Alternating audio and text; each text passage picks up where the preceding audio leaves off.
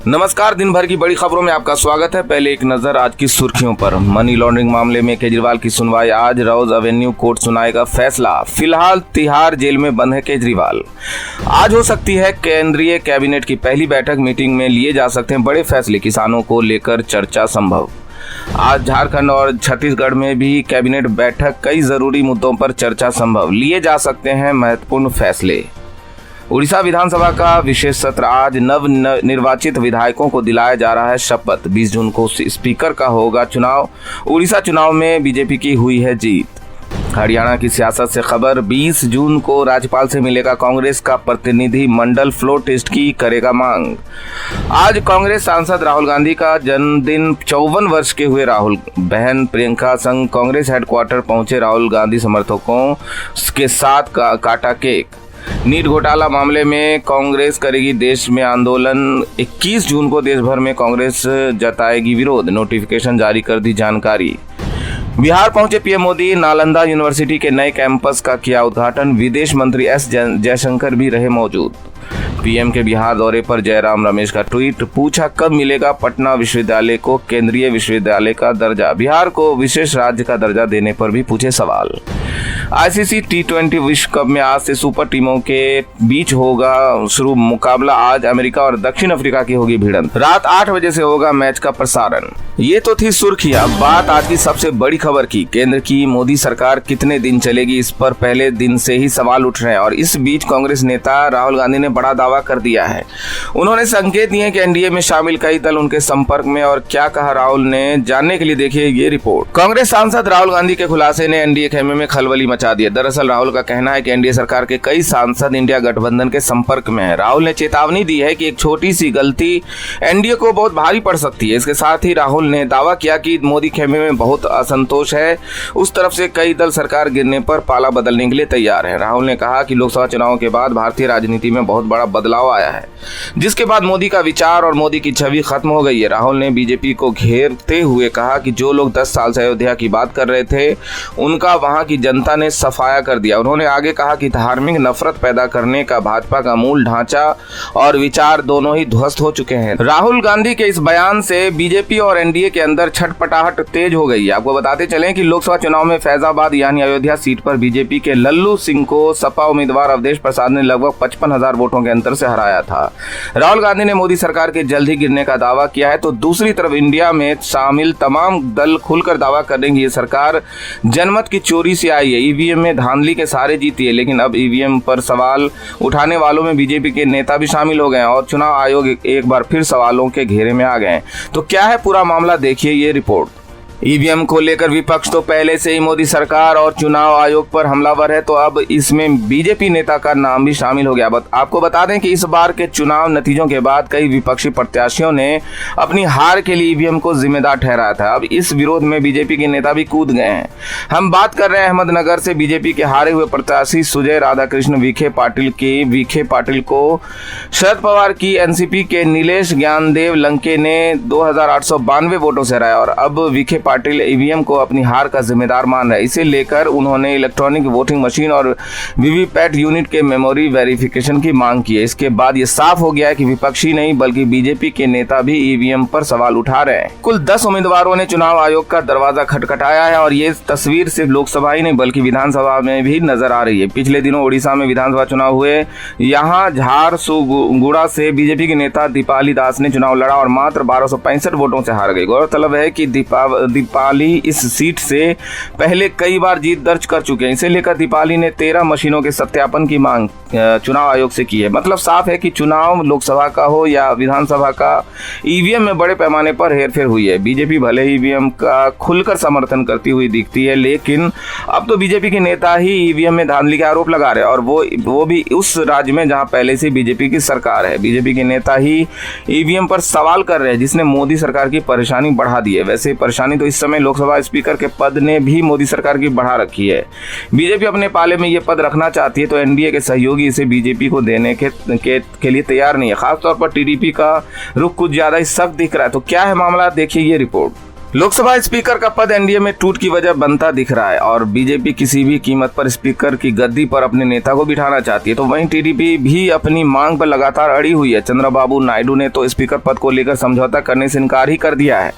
नायडू का साफ कहना है कि लोकसभा में स्पीकर टीडीपी का ही होगा, क्योंकि एनडीए में पहले ही स्पीकर का पद सहयोगी दल को मिला है। वैसे दावा यह भी किया जा रहा है कि टीडीपी कोटे के मंत्रियों को कम महत्व के मंत्रालय दिए जाने से नायडू पहले से ही खफा है और दूसरी तरफ स्पीकर पद पर बीजेपी और टीडीपी की तनातनी एनडीए में टूट का कारण बन सकती है। टीडीपी को मनाने का जिम्मा राजनाथ सिंह को सौंपा गया है, लेकिन राजनाथ सिंह को भी कोई सफलता मिलती नहीं दिख रही है। इस बीच टीडीपी की मांग को अब इंडिया गठबंधन का भी समर्थन मिल गया है। इंडिया गठबंधन का कहना है कि स्पीकर अगर टीडीपी का होगा तो वो उसे पूरा समर्थन देगी और खुद इंडिया गठबंधन ने अपने लिए डिप्टी स्पीकर के पद की मांग की। आपको बता दें कि नायडू के पास 16 सांसद है और ये तय माना जा रहा है कि टीडीपी जहां जाएगी वहीं उनकी सहयोगी पार्टी जनसेना भी जाएगी, जिसके 2 सांसद है, यानी 18 सांसद एक साथ पाला बदलने की तैयारी में। अगर नीतीश कुमार भी नायडू के साथ आ जाते हैं तो 30 सांसद एनडीए से अलग हो जाएंगे, जिससे एक झटके में एनडीए अल्पमत में आ जाएगी। 26 जून को स्पीकर का पद का चुनाव होना है और ये तय माना जा रहा है कि बीजेपी अगर टीडीपी की मांग के आगे नहीं झुकती है तो 26 जून को ही एनडीए में टूट हो सकती है, जिससे बीजेपी के लिए स्पीकर पद तो दूर, सत्ता भी हाथ से पूरी तरह से फिसल जाएगी। टीडीपी लोकसभा स्पीकर की पोस्ट पर समझौते को तैयार नहीं दिख रही है और ये भी माना जा रहा है कि स्पीकर की कुर्सी की ये लड़ाई एनडीए में बगावत का कारण बन सकती है। इस बीच बीजेपी के सांसदों की नाराज होने की खबर भी आ रही है। हाल ही में टीएमसी सांसद ने बीजेपी के 3 सांसदों के पाला बदलने का दावा किया था। इसका सबूत आज दिखाई दे गया। तो क्या है मामला, जानने के लिए देखिए ये रिपोर्ट। 26 जून को संसद के पहले सत्र में ही मोदी सरकार गिर जाएगी, ये दावा विपक्ष लगातार कर रहा है और उनका दावा अब सच साबित होता हुआ नजर आ रहा है। मंगलवार को बीजेपी सांसद अनंत राय ने पश्चिम बंगाल की मुख्यमंत्री ममता बनर्जी से मुलाकात की।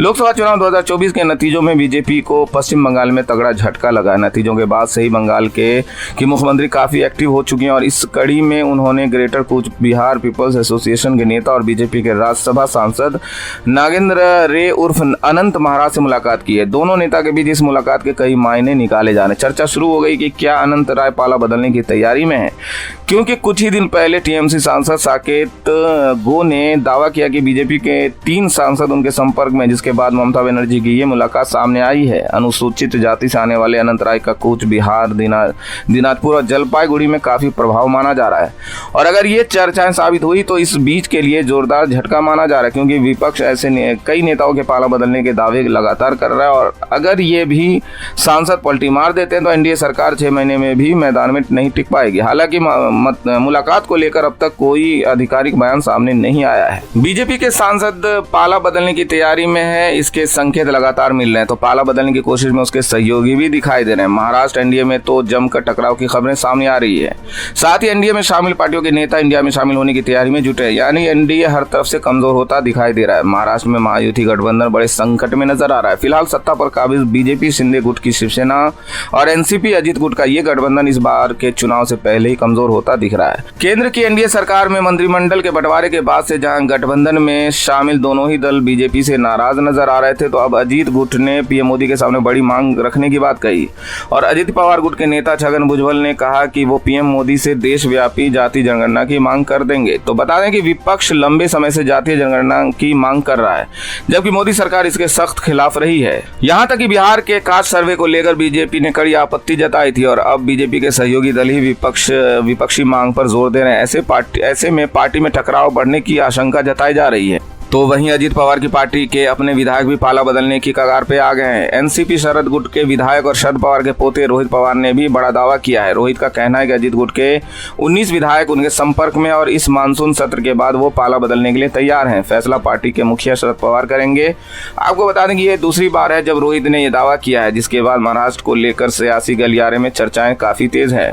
महाराष्ट्र में 6 महीने में ही विधानसभा चुनाव होने हैं, लेकिन चुनाव से पहले एनडीए की कमजोर बीजेपी की चिंता बढ़ा गई। तो दूसरी तरफ शेयर बाजार में 4 जून को हुई गिरावट को लेकर भी विपक्ष के तेवरों ने मोदी सरकार की चिंता बढ़ा दी है। इंडिया गठबंधन ने इसे लेकर मोदी शाह के इस्तीफे की मांग तक कर दी है और तीसरी बार प्रधानमंत्री बनने के बाद नरेंद्र मोदी इन दोनों विपक्ष के निशाने पे है। अभी जहां ईवीएम को लेकर एक बार फिर मोदी सरकार घिरी हुई है, तो वहीं अब मोदी सरकार पर स्टॉक मार्केट में बड़े घोटाले के आरोप लग रहे हैं। बता दें कि गठबंधन के नेता मंगलवार को सेबी कार्यालय पहुंचे। इस दौरान सेबी चेयरमैन माधवी पुरी से मिलकर सभी ने स्टॉक मार्केट में बड़े घोटाले की बात कहते हुए मामले की जांच की मांग की।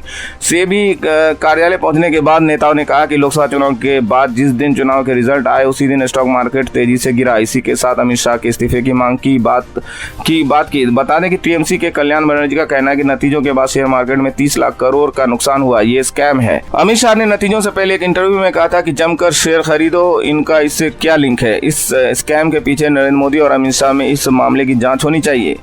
वहीं सागरिका घोष ने प्रधानमंत्री मोदी का वित्त मंत्री निर्मला सीतारमण और अमित शाह से इस्तीफे की मांग की है। तो वहीं अरविंद सावंत ने सेबी चेयरमैन से मुलाकात के दौरान कहा, अमित शाह और मोदी ने कहा कि आप शेयर में निवेश करिए, 400 पार का नारा लगाया और इस तरह से आम लोगों ने पैसे लगाए, लेकिन नतीजों के बाद उन्हें नुकसान हुआ। इस बात की जांच होनी चाहिए। बता दें कि इससे पहले नतीजों के बाद ही राहुल गांधी ने स्टॉक मार्केट में गिरावट को लेकर बड़े घोटाले की बात कही थी।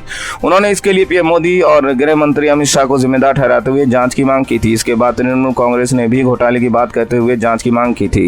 टीएमसी ने एग्जिट पोल में भी घोटाले की बात कही थी। और बुलेटिन के आखिर में देखिए नीट पर मचे घमासान की। नीट परीक्षा मामलों में हुई धांधली को लेकर मंगलवार को सुप्रीम कोर्ट में सुनवाई हुई। तो वहीं आज आम आदमी पार्टी ने जंतर मंतर पर केंद्र सरकार के खिलाफ प्रदर्शन किया।